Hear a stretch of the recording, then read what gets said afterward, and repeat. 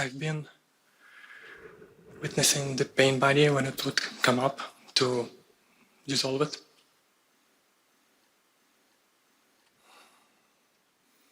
For a long time, diligently. And I also know many people who have also been doing that. I also know several spiritual teachers who kept suffering from chronic pain and addictions and being triggered in relationships for 15, 20 years after having awakened.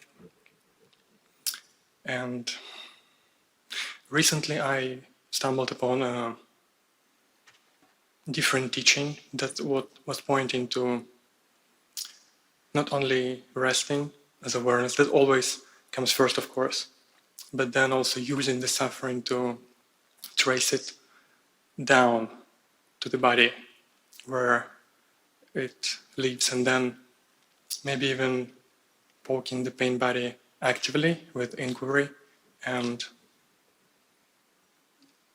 dissolving it this way more actively, not only witnessing. And I was wondering, what is your view on that, on not only witnessing but also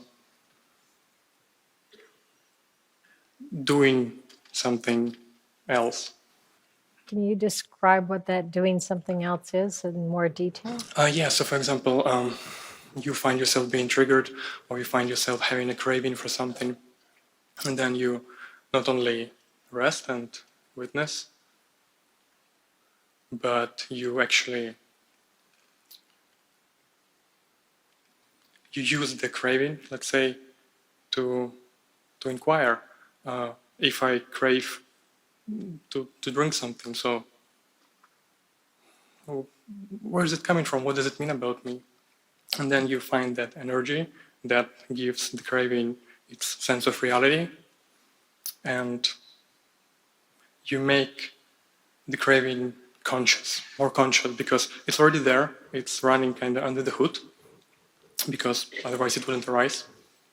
And so just resting with it, I've discovered in my experience, just actually contributes to repression more. It contributes to what? It contributes to repression, to emotional repression, it actually contributes to the pain body in a way.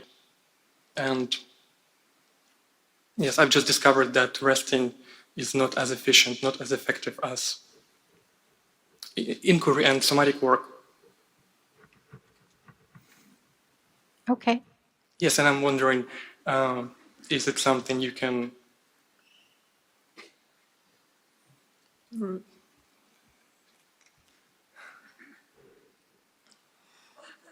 it's not something you can relate to? It's not something you noticed in your experience?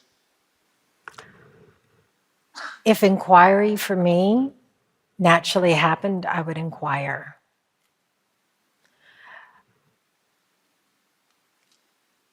Oftentimes when I would just sit with that pain body, the story would come up, so I know where it would come from.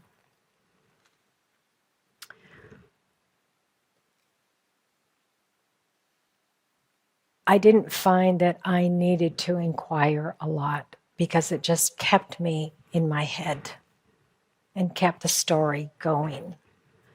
But if it naturally came, I would do it.